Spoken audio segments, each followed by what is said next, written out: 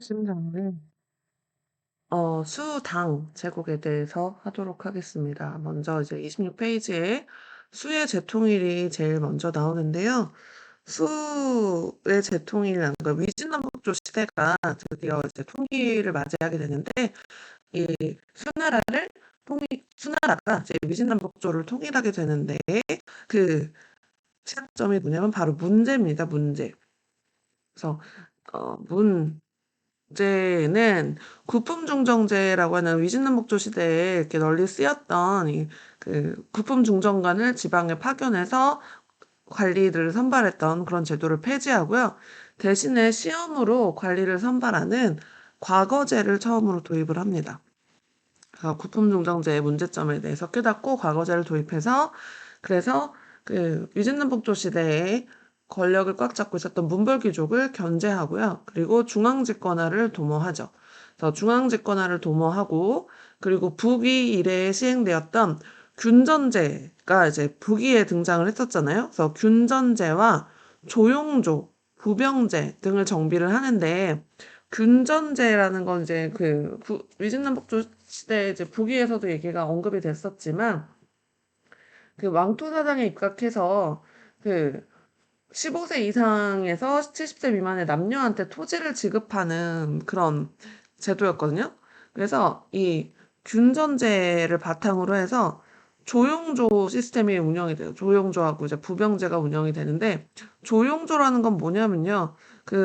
우리 한국사 할 때 했던 이게 조세. 그 다음에 이 뒤에 있는 조는 공납. 그 다음 가운데 있는 용은 역입니다. 그래서 우리가 조세 공납 역이라고 해서 한국사 시간에 계속 얘기했었잖아요. 이게 사실은 당나라의 시스템에서 온 거거든요. 그래서 당나라의 시스템에서 와서 토지세, 조세는 토지세죠. 토지세와 특산물로 내는 공납과 그다음 노동력으로 내는 역. 그래서 균전제를 바탕으로 남자들에게 정남에게 정 이거 제이 아니에요. 정자예요. 그래서 정남에게 균등하게 세금을 부과하는 그런 시스템이었는데 이 정남이 바로 이제 부병제를 통해서 군역도 봉사하게 하는 거죠. 일정 기간 군복무하는 거예요. 그래서 이거는 지금 우리나라의 군사제도 생각하시면 되는데 의무병이에요, 의무병. 땅을 주는 대신에 균전제를 통해서 땅에 대한 권리를 주는 대신에 그것에 대한 의무로 조세공납역에 거기에 이제 의무병으로 군사 일정 기간 군복무까지 군복무하게 시키는 거죠. 부병제라는 거는. 그래서 국가 재정을 안정화시키고 군사력을 증강하는 그런 방법을 수 문제 때 정책적으로 시행을 하고요. 그리고 수 문제 때 뭘 만드냐면 대운하를 건설하기 시작을 합니다. 대운하라는 건 뭐냐면 중국 땅이 이렇게 생겼으면 대충 이렇게 생겼으면 강이 두 개 있잖아요. 강이 두 개 위에 제가 너무 직선으로 갔네요. 위에 있는 강 이거는 황허. 위에가 안 보일 수도 있겠다. 잠시만요. 어. 위에 있는 게 황허. 그 다음에 아래에 여기 이렇게 흐르는 게 이제 창장강. 창장강 또는 양쯔강이라고 하죠. 그래서 동서로는 이동이 편해요. 그런데 이제 남북으로는 큰 강이 없으니까 이동이 어려워서 그래서 남북 간의 물자 유통을 좀 원활하게 하기 위해서 수 문제 때에 뭘 설치하냐면 이 사이를 연결하는 이게 바로 대운하예요. 이게 대운하거든요. 근데 이 대운하를 이제 수 문제 때부터 건설하기 시작을 하는데 그 대운하는 수 양제 때 완성이 됩니다. 그래서 이 대운하가 갖는 의미는 뭐냐면 남북 간의 물자 유통이 활발해지게 하는 그런 장점이 있죠. 그러면서 동서 간에 이동해서 경제적으로 활발한 교류가 있었다라는 거죠. 남북 간의 교류로 인해서 남북의 경제 통합을 강화하는 역할을 했던 게 바로 대운하입니다. 그래서 대운하를 수양제가 완성을 하고요. 그리고 이제 대외 진출도 수양제 때 많이 해요. 수 문제 때는 주로 체제 안정과 안에서 이제 내적으로 정비를 했다라고 하면 그래서 군사력을 증강을 시켜가지고 수 문제 때도 이제 고구려 한번 쳐들어가긴 하거든요. 그래서 원정을 하긴 하는데 실패하죠. 그 실패한 원정을 다시 되살리기 위해서 이제 수양제 때 대외 진출을 더 활발하게 하는데요. 그래서 돌궐과 안남이면 이제 베트남 쪽이거든요. 여기는 베트남을 제압을 하고 어디에 원정은 실패하나요? 고구려 원정 실패하죠. 우리 항사 시간에 배웠어요. 거의 100만 대군을 넘게 보냈는데 어 그게 성공하지 못하고 거의 10분의 1만 수나라에 거의 돌아가게 되는 그런 대실패, 참패를 겪게 됩니다. 그렇게 무리한 전쟁, 이거는 이제 고구려 원정 얘기하는 거죠. 그 다음에 대규모 토목 사업, 이 대표적으로 대운하 얘기하는 거예요. 그래서 이걸로 인해서 반발을 초래하게 되고 결국에는 농민 반란으로 수나라는 멸망하게 됩니다.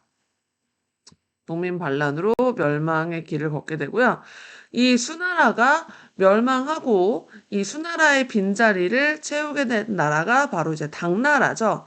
당나라 같은 경우는 이제 이연이라는 사람이 이제 당 고조가 되는데요. 그래서 이연이 장안을 수도로 삼아서 당을 건국합니다. 장안은 그 전에는 이제 호경이라고 불렀었고, 그리고 지금 현재는 이름이 뭐냐면 그 서안이에요, 서안. 중국 발음으로 시안이죠. 지금 병마용 있는데, 지금 진시황제에 있는 그 병마용 있는데, 진나라의 수도도 장안 쪽이었거든요. 그때는 호경이라고 불렀지만, 어쨌든. 그래서 당을 건국을 해서, 그래서 이제 또 일명 뭐라고 표현하냐면 중국을 재통일했다. 왜냐하면 농민 반란으로 혼란스러웠던 중국을 다시 통일을 했다라고 봐서 중국을 재통일했다고 평가를 하는데 어쨌든 이 당 고조 때는 수나라가 고구려를 무리하게 원정을 가서 실패했던 것을 보고 그거를 경험을 삼아서 당 고조 때는 그런 무리한 팽창을 하지 않습니다. 그리고 특히 이 이연을 도와서 그 당을 세웠던 사람이 누가 있냐면 이세민이거든요. 이연의 아들이 이세민이에요, 이세민. 그 이세민이 진짜 그 혁혁한 공을 세워서 당을 세웠는데 이연이 이세민을 그 태자로 삼지 않아요. 그래서 그 큰아들이 아니었거든요, 이세민이. 그래서 공은 내가 다 세웠는데 다른 사람을 황제를 준다고 그러면서 자기 형제를 다 죽여버리거든요. 이거 되게 많이 들었던 얘기 아니에요? 조선의 이방원이랑 비슷한 캐릭터라고 생각하시면 돼요. 그래서 그래서 이세민이 당태종이 되거든요. 그래서 어떻게 그 시호도 똑같아. 태종이에요. 조선의 이방원도 태종이 되죠. 그래서 당태종은 그 대외 팽창을 하기 시작합니다. 그러니까 그 어느 정도 체제 안정화를 이뤄요. 왜냐면 수의 율령 체제를 계승을 하거든요. 그래서 수의 율령 체제를 계승하고 정비하면서 이 율령 체제라는 시스템이 뒤에도 다시 얘기하겠지만 4번을 먼저 얘기할게요. 그러면 4번을 여기 보시면 율령체제 얘기가 나옵니다. 율령체제라는 거는 황제의 명령이 그 법제화돼서 행정으로 집행되는 그 시스템을 율령체제라고 표현을 하면 되거든요. 그러니까 법이 만들어지는 과정이라고 이해하시면 좀 더 편한데 중앙에 삼성육부제가 있어요. 이 삼성에서 율령을 만드는 거라고 보시면 됩니다. 그러니까 황제가 명령을 내리면 아니면 귀족들이 모여서 이거 법 만들까라고 회의를 해서 삼성에서 결정을 해서 결정한 걸 집행하는 것까지. 그래서 여기는 육부는 실무 담당. 육부에서 실무를 하면 이제 이게 다 이제 돌아가는 시스템이 이제 삼성육부제인데 그 지방에서는 어떤 그 제도를 시행을 했냐면 주현에 관리를 파견하는 주현제를 실시를 했습니다. 그래서 주현제를 실시하고 균전제 아까 설명했잖아요. 균전제는 이제 왕토 사상이 입각해서 모든 농민들한테 균등하게 이제 땅을 그 사용할 수 있는 권리를 주고 그거에 대한 대가로 조용조라는 세금을 부과하고 그다음 의무 그 군 복무 기간을 두게 하는 그런 시스템을 가지게 되는데 이 시스템의 궁극적인 목적은 자영농을 육성하고 재정을 안정화시키고 군사력을 강화시키는데 이 시스템을 안정화시키는 게 바로 당태종이라는 거죠. 그래서 이런 율령 체제는 우리나라의 그 율령 반포 삼국시대 기억하시죠? 율령이 동아시아 각국에 영향을 끼칩니다. 그래서 이런 그 탄탄한 중앙집권화된 체제를 당태종이 정비를 해요. 그래서 원래 이거는 이제 문제 때부터 이루어졌던 거를 수나라가 빨리 망하면서 제대로 시행되지 않았던 거를 당나라가 계승을 하면서 정비해서 더 크게 번영을 해서 그래서 이 당태종 때 크게 번영을 이뤘다라고 해서 뭐라고 표현하냐면요. 정관의 치라고 표현하거든요. 그래서 이 다스릴 치자예요. 그래서 정관의 통치라는 뜻인데 이 정관이 바로 당태종의 연호입니다. 연호. 그래서 정관이 다스리던 그러니까 정관이라는 황제가 다스리던 때에 통치 너무나 평화롭고 태평성대여서 지금까지도 중국 사람들이 되게 태평스러운 시대를 표현을 할 때 정관의 치를 언급을 하거든요. 그래서 이때 뭐 대합행창하고 정비 이렇게 하고 했던 이제 당태종. 당태종이 고구려도 침공을 하지만 그 안시성 싸움이 당태종 때예요. 그래서 안시성 싸움에서 이제 패배하고 뭐 어쨌든 그런 일련의 일을 겪고서 그 아들이었던 이제 고종 때 드디어 그렇게 소원하던 고구려를 멸망을 시키죠. 그래서 이때 서돌궐, 백제, 고구려 등을 멸망을 시키면서 영토 확장을 많이 해서 이때의 그 당 최대의 판도를 영토 확장을 합니다.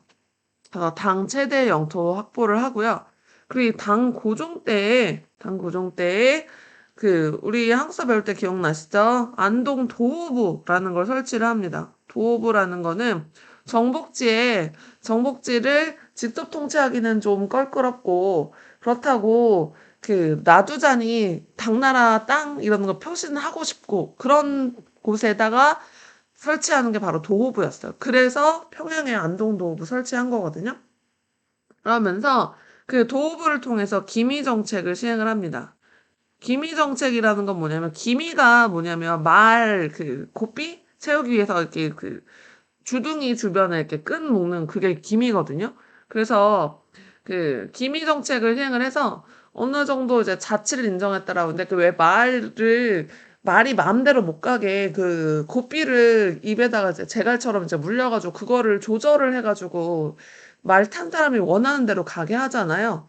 그것처럼 그 도호부를 설치를 해서 당나라가 기미로 말을 다루듯이 이 도호부를 통해서 이민족을 다루는 그런 정책을 이제 기미 정책이라고 표현을 하죠. 그래서 어느 정도 이민족의 여기서 자치라는 건 정복지의 자치를 인정을 합니다. 어느 정도의 정복지에 여기다 이렇게 정복지의 자치라고 할게요. 정복지의 자치를 인정하는 정책을 펼치는데 이 당 고종 때 이제 당 고종의 와이프라고 해요. 그래서 황후가 정말 유명한 여자였습니다. 누구였냐면 고종의 황후는 뭐라고 불렸냐면 측천무라고 불렸어요. 무씨 황후였거든요. 측천무후라고 되어 있는 이 측천무는 중국 역사상 전무후무한 여자 황제예요. 이 측천무는 고종의 부인으로 이제 원래는 당태종의 후궁이었는데 일종의 엄마 뻘이죠. 엄마 뻘이었는데 고종이랑 눈 맞아가지고 고종의 이제 황후가 됐어요. 그래서 이 측천무가 남편이 죽은 후에 고종이 되게 좀 병약했거든요. 그래서 일찍 죽었어요. 그래서 그 고종이 죽은 후에 자기가 아들을 이제 황제를 만들어야 되는데 아들이 황제에 잠깐 올랐다가 아들을 쫓아내고 아들이 너무 능력이 없는 것 같아. 그래서 자기가 황제가 되면서 주나라라는 이름을 칭하게 됩니다. 측천무의 주나라. 근데 이제 중국 역사상 전무후무한 여황제지만 어쨌든 당의 대를 잠깐 끊어놨던 여자라고 악녀로 평가받고 막 이러거든요. 그래서 이 측천무 때 잠깐 이제 정치적으로 당의 그런 균형, 밸런스 뭐 이런 게 끊겼었다가 측천무 손자였던 당현종이 자기 아버지를 이제 왕제로 다시 만들면서 이거를 좀 시켜요. 그래서 이제 그 고종 이후에 그나마 또 이제 좀 안정적이었던 시대가 지금 여기 나와 있지는 않는데 그 현종입니다. 현종. 당현종이 다시 제도 정비해요. 측천무 때에 그 많이 없앴던 제도들을 다시 정비하고 그리고 당현종 때도 다시 대외 확장합니다. 대외 확장하고 이 현종 때도 태평성대였다, 평화로웠다라고 해서 개원의 치라고 불러요.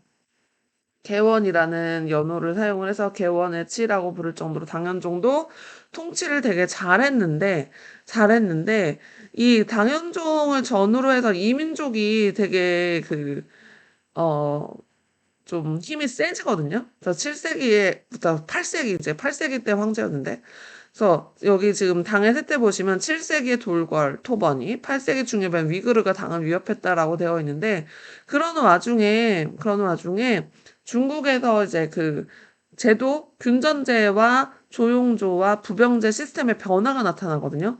그게 뭐냐면 모든 농민들이 다 일정량의 땅을 가지게 하고 그거에 대한 대가로 조용조를 걷고 부병제를 시행하고 이렇게 했던 건데 이 균전제가 무너지기 시작을 합니다. 균전제가 무너진다는 건 뭐냐면 장원이라는 게 등장을 해요. 장원이라는 거는 한 사람이 넓은 땅을 소유하는 걸 장원이라고 보통 얘기를 하거든요. 그래서 귀족들이 소유한 장원이 늘어나게 되면서 균전제 시스템이 붕괴돼요. 그래서 균전제가 붕괴되니까 나라로부터 받은 땅이 없어. 그럼 나라를 위해서 굳이 내가 의무복무를 해야 돼? 라고 생각을 하게 되겠죠. 그래서 부병제가 붕괴됩니다. 부병제가 붕괴돼서 의무병이 없어져요. 그러면서 모병제를 시행을 하거든요. 아까도 얘기했듯이 부병제라는 건 이거 의무병 시스템인데 의무병 시스템이 무너져 내리고 모병제는 이거는 자원 입대하는 거야. 자원 입대한다는 건 뭐예요? 월급 준다는 거죠? 월급 주는. 이거는 아 여기도 돈은 주긴 한데 세금 쪽으로 걷는 거기 때문에 거의 뭐 돈이 없다라고 보고 아니면 그냥 그러니까 그러니까 봉사하는 개념으로 하게 하는데 여기는 이제 직업군인이라고 이해하시면 돼요. 세금으로 여기 의무병은 일종의 세금으로 가는 거고 이 자원 입대하는 모병제는 직업군인. 일종의 직업으로 군인하는. 우리나라는 지금 부병제에 가까운 거죠. 의무병제니까. 어쨌든 이렇게 부병제가 붕괴가 되는데 이거를 더 가속화시키고 진짜 결정타를 날리는 사건이 생겨요. 그게 바로 뭐냐면 안사의 난이거든요. 안사의 난은 뭐냐면 당현종이 이제 양귀비를 총애했던 거 혹시 알고 계시나요? 그래서 양귀비가 소그드 출신의 안녹산이라는 양자를 들인단 말이에요. 그 양자였던 이제 안녹산과 이 안사의 난은 안녹산과 사사명의 난을 줄여서 이 앞글자만 따서 안사의 난이라고 하거든요. 그래서 여기 원래 사실 점이 들어가야 돼요. 안씨와 사씨의 난 해가지고 안사의 난인데 이 안사에는 이제 절도사, 소고드인이라고 했잖아요. 이민족 절도사 출신이에요. 그래서 지방에서 절도사라고 하는 그 일종의 군인 행정가라는 그 제도를 뒀었단 말이에요. 국방을 그 지키게 하려고 당나라가 설치했던 게 절도사가 있었는데 이 안사해단으로 절도사가 반란을 일으켜서 중앙정부에 타격을 입혔단 말이에요. 그러면서 이 난을 진압을 하긴 했는데 중앙정부가 이거를 무능력하구나, 못 막는구나라는 거를 알게 된 거죠. 그러면서 이 정부가 약화되면서 통치 조직이 붕괴됩니다.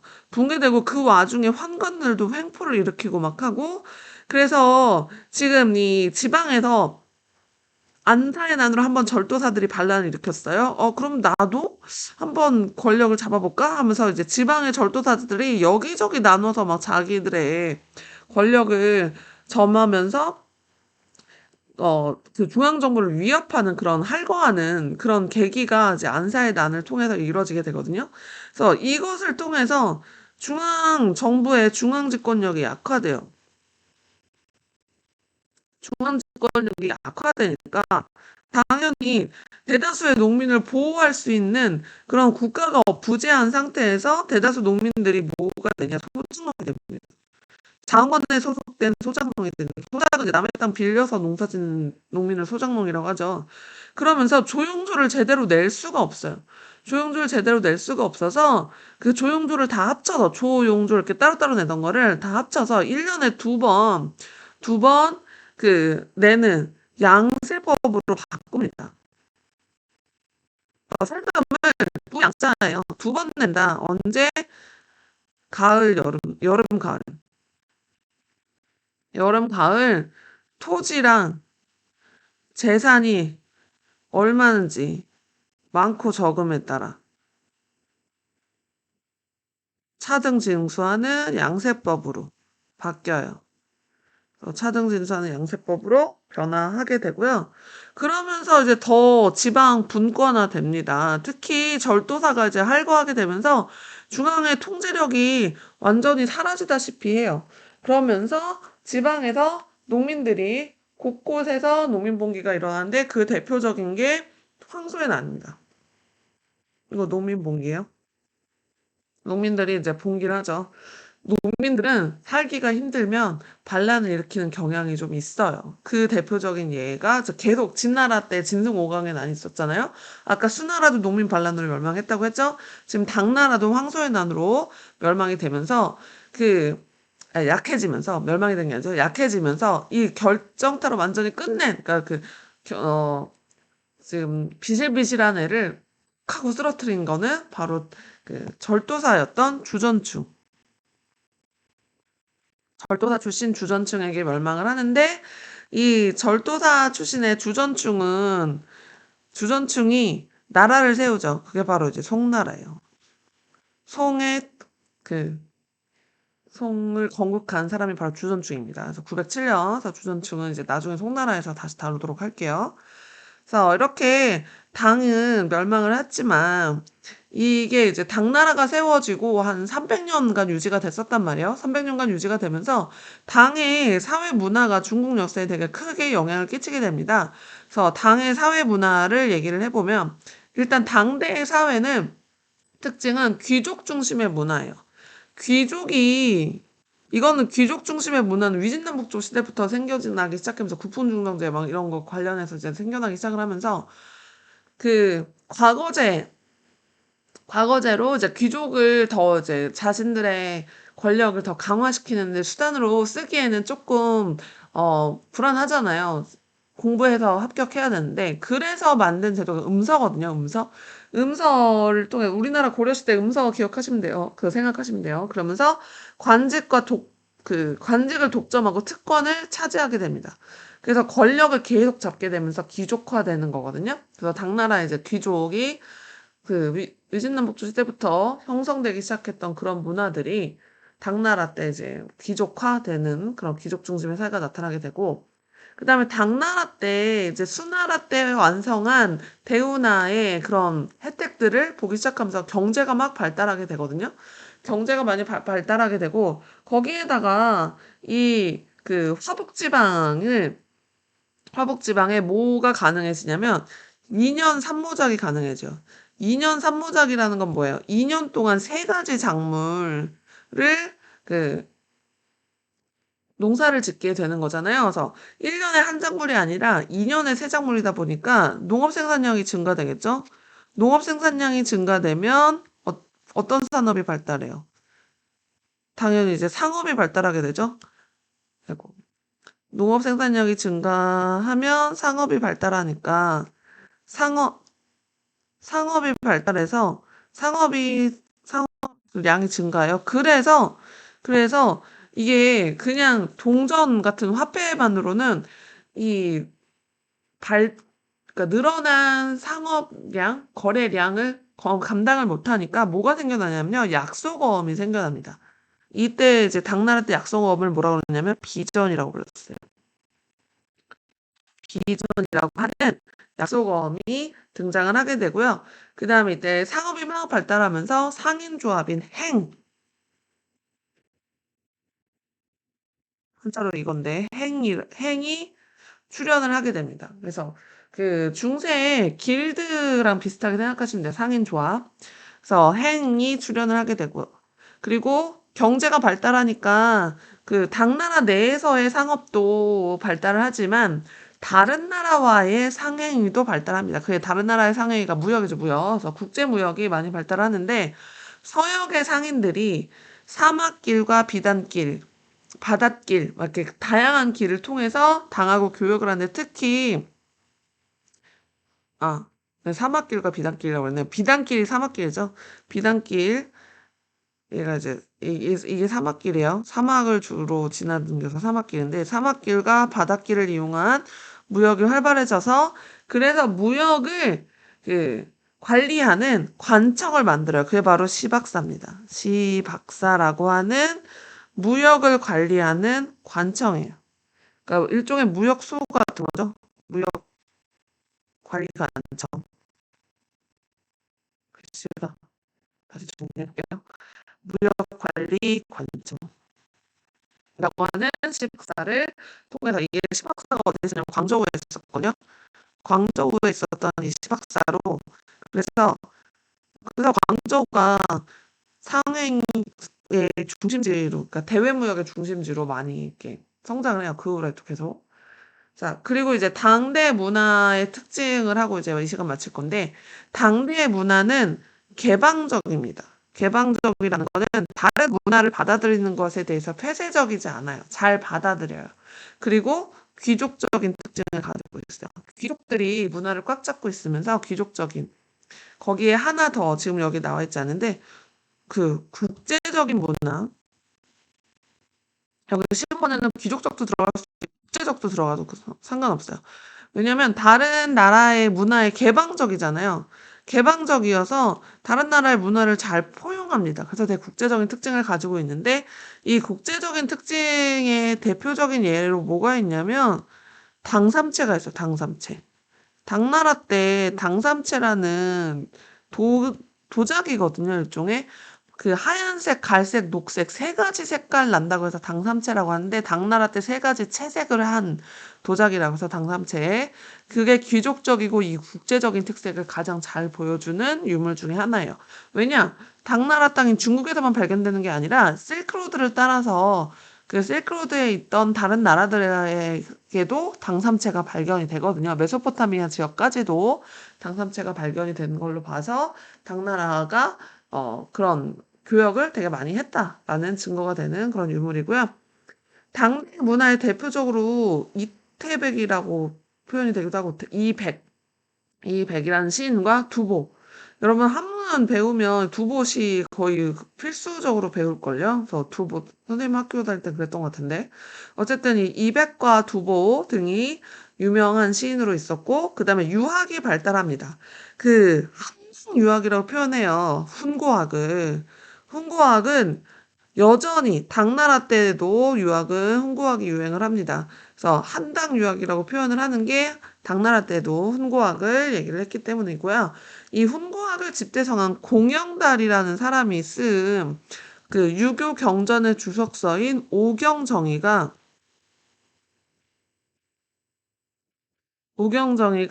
과거 시험의 필수 필독서로 사용이 돼요. 그래서 과거 수험서로 쓰였고요.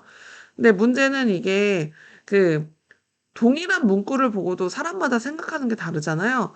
그런데 오경정의를 과거 시험의 필수 책으로 하다 보니까 이 공영달의 해석을 다 같이 필수적으로 봐서 이 사상의 획일화가 초래가 되는 그런 결과를 유발을 하기도 했는데 어쨌든 홍고학이 당나라 때 발달을 했고요. 그 다음에 이 국제적인 당나라의 문화가 종교에서도 드러납니다. 종교에서도 드러나서 다양한 종교가 발달을 하는데 먼저 불교가 이 당나라 때에 들어오게 되는데요. 그러니까 위진남북조 시대부터 있었는데 이 당나라 때 이제 더 활성화되는 거죠. 활성화되는데 불교를 이제 그 탄탄하게 하기 위해서 이때 구법승들이 활동을 되게 많이 하거든요.